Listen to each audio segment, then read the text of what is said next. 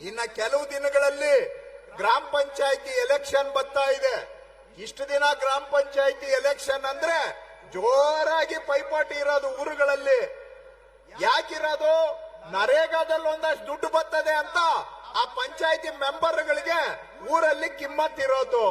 ಇವತ್ತು ನರೇಗಾನೇ ಬಂದಾಗೋದ್ರೆ ಪಂಚಾಯತಿಗಳನ್ನೇ ಬಾಗ್ಲಾಕುವಂತ ಪರಿಸ್ಥಿತಿ ಬರ್ತದೆ. ಇದು ಆಗಬಾರದು. ಯಾಕೆ ಅಂದ್ರೆ ಅಧಿಕಾರ, ಗಾಂಧೀಜಿಯವರ ಕನಸು ಹಳ್ಳಿ ಜನಗಳ ಕೈಗೆ ಅಧಿಕಾರ ಕೊಡಬೇಕು, ಅಧಿಕಾರ ವಿಕೇಂದ್ರೀಕರಣ ಆಗ್ಬೇಕು. ಗ್ರಾಮ ಸ್ವರಾಜ್ಯ ಆದ್ರೆ ಮಾತ್ರ ಸ್ವಾತಂತ್ರ್ಯಕ್ಕೆ ಅರ್ಥ ಅಂತೇಳಿ ಗಾಂಧೀಜಿಯವರು ಹೇಳಿದ್ದಾರೆ. ಗ್ರಾಮ ಪಂಚಾಯಿತಿ ಬಂದಾದ್ರೆ ನಾಳೆ ಎಲ್ಲ ದಿಲ್ಲಿ ದರ್ಬಾರ್ ಆಗೋಗ್ತದೆ. ಸರ್ಕಾರ ದಿಲ್ಲಿಯಿಂದನೇ ನಡೆಯುವಂತ ವ್ಯವಸ್ಥೆ ಬಂದ್ಬಿಡ್ತದೆ.